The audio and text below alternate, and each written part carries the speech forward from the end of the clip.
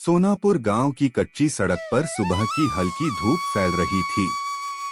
12 साल का मोनू रस्सी थामे अपनी मोटी ताजी बकरी को लेकर धनगंज हाट की ओर जा रहा था।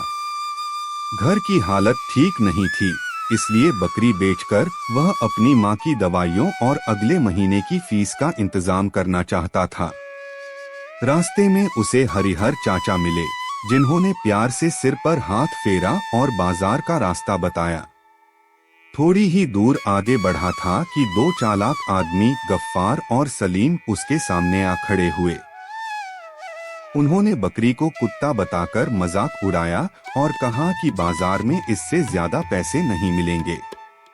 उन्होंने अभी 100 रुपए देने का लालच भी दिया। मोनू समझ गया कि दोनों उसे ठगना चाहते हैं, लेकिन उसने अपनी समझदारी छिपाते हुए शांति से कहा कि वह पहले बाजार जाकर दाम देखेगा। तीनों साथ साथ बाजार पहुंचे। बकरी देखते ही व्यापारी सेठ रमेशलाल ने उसकी तारीफ की और 700 रुपए की बोली लगाई। यह सुनते ही गफ्फार घबरा गया और जल्दी से 800 देने लगा।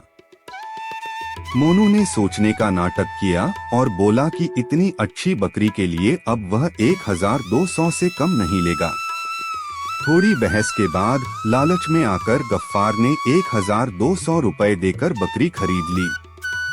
बकरी लेकर जाते समय मोनू ने उन्हें रोका और अपने झोले से एक पुराना सा थैला निकाला। उसने बताया कि यह एक जादुई थैला है, जिसमें मिट्टी डालो तो लोग उसे सोना समझ लेते हैं।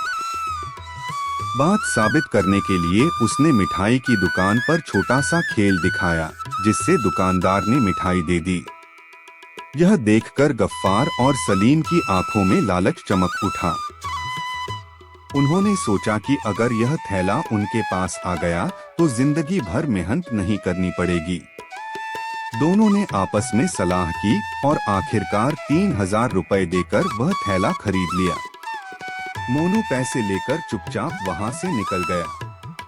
कुछ देर बाद जब गफ्फार और सलीम ने उसी थैले से सोना निकालने की कोशिश की तो सबके सामने सिर्फ मिट्टी निकली। सेठ रमेशलाल गुस्से से चिल्लाया और दोनों की चाल समझ गया। बाजार में उनकी खूब बेइज्जती हुई। दूर खड़ा मोनू बोला, जो दूसरों को ठगकर कमाई करता है, एक दिन खुद ठगा ही जाता है। ईमानदारी से कमाया गया पैसा ही सच्चा सुख देता है। यह कहकर वह गांव लौट गया। उस दिन सबने समझ लिया कि जो बच्चा भोला दिखता है, वह हमेशा भोला नहीं होता।